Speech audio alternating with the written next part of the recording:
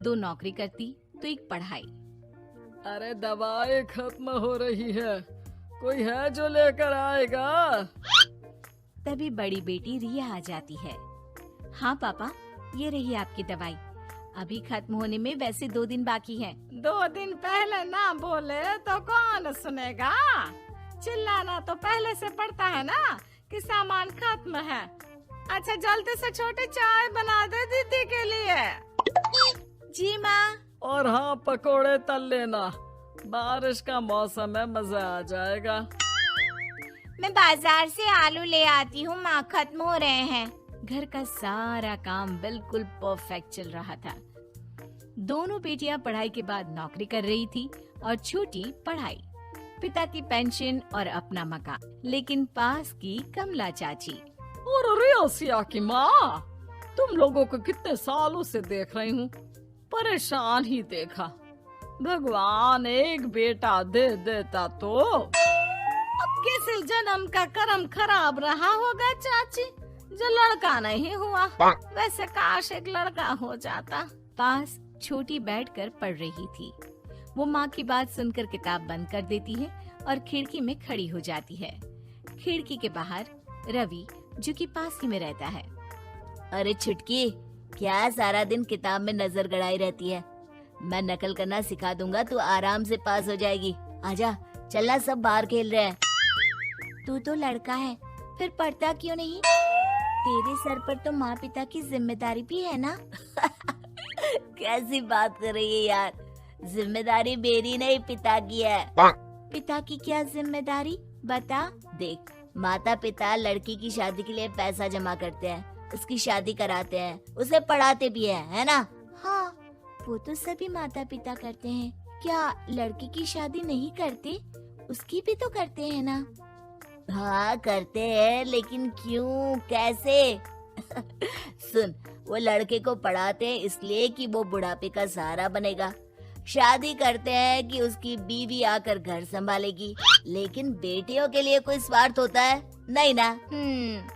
तभी तो पैदा होते ही मुंह बन जाता है। अब तू सोच, तू किसी के घर जाए और वो तुझे देखकर मुंह बना ले तो कैसा लगेगा? वो तो पागल होते हैं। बेटियां जीवन भर माँ बाप के लिए सोच ले, लेकिन फिर भी वो उसे अपना नहीं मानते। बेटे दिन रात निखट्टू बने रहे, लेकिन उम्मीद उन लोगों से फिर भी बहुत होती है ना? चल छोड़ना, तू ये बता कि किस जिम्मेदारी की बात कर रहा था तू पिता की? अरे यही कि अगर बेटे को बुढ़ापे का सहारा और रिटर्न के रूप में देख रहे हैं तो इन्वेस्ट भी तो अच्छा करना चाहिए ना। छुटकी समझ जाती है कि समाज की सोच क्या है और चाहे जो हो जाए उसे किताब बंद नहीं करनी। तभी वहाँ बड़ी बेटी आ जाती है। माँ, अरे ओ माँ, ये ले मिठाई खा ले। क्या हो गया? लड़का पसंद आ गया क्या कोई? भाई ऐसा हो तो मिठाई ना ही खिला, चली जाएगी तो घर कैसे चलेगा? अरे लड़की को क्या जीवन भर बिठाने का इरादा है? तू बता बेटी, किस चीज की मिठाई खिला रही है, क्या हो गया? अरे पापा, आपको पता है ना, जिस डॉक्टर के अंडर में मैं काम कर रही थी, उन लोगों ने मेरे काम को देखते हुए मेरी स्कॉलरशिप पास करवा दी है। अब अस्पताल में ही क्लास चला करेगी, आगे की पढ़ाई भी और पैसे की कमाई भी। ये तो अच्छी बात है। तू पढ़ जाएगी तो छोटे को भी अपनी राह लगा लेना। बाकी मजली तो वैसे ही ऑलराउंडर है। तीनों बेटियों के बाद भी उन लोगों के घर किसी चीज की कमी नहीं थी। पापा, ये लीजिए कार की चाबी, मैंने आपके लिए कार ली है। अब आप कहीं भी जाएं तो अपनी कार से जाइएगा। अरे क्या जरूरत थी? जितना खर्च करोगी दहेज मांगने वालों के मुंह भी उतने ही खुल जाएंगे। तो हम दीदी की शादी ऐसे घर में करेंगे ही नहीं जहाँ शादी के लिए पैसे मांगने की जरूरत हो। अरे जो खुद खड़ा नहीं होगा वो हम लोगों के कंधे में क्यों शादी करेगा? क्यों पापा? अरे शादी में तो दहेज मैंने भी लिया था, तो क्या मैं तेरी माँ के कंधे पर हूँ? खुद की पेंशन है, बेटियां कमा रही हैं, मजे हैं। बस एक मलाल है कि बेटा नहीं हुआ। पापा, जब आपने बोला कि मजे हैं, मैं तभी समझ गई थी कि अगली लाइन में आप यही बोलेंगे कि मलाल है। कोई बात नहीं पापा, फिलहाल आप ये कार लेकर घुमाओ।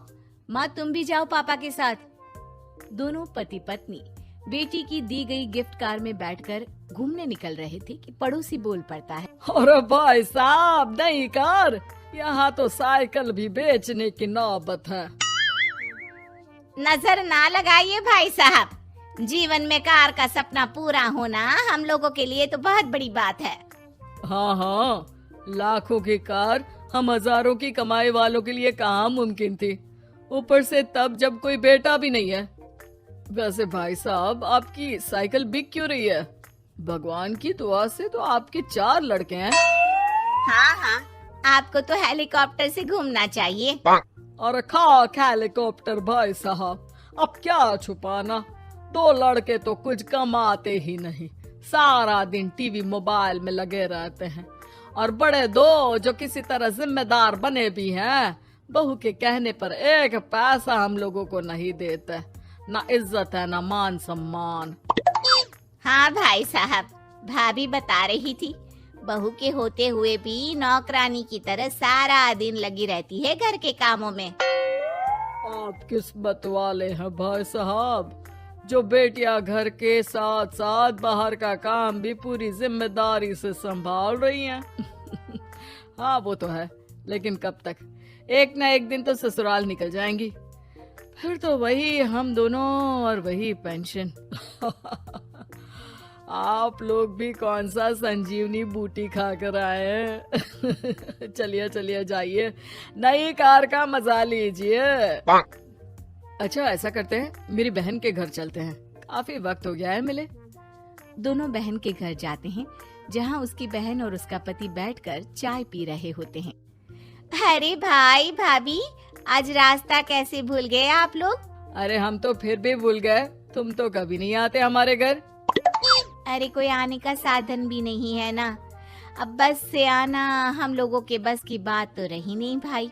अरे दीदी, 2 कार थी, आप लोगों की कहाँ गई? भाभी वो तो जिसकी थी वो ले गया। मतलब? 2 बेटे हम दोनों से अलग हो गए हैं, अपनी कार ले गए, अब हम दोनों अकेले, खुद बनाना खुद खाना। भाई बहन के घर से मिलकर बेटी की गिफ्टेड कार में बैठकर निकल जाते हैं। काश हम लोगों को भी लड़का हो जाता।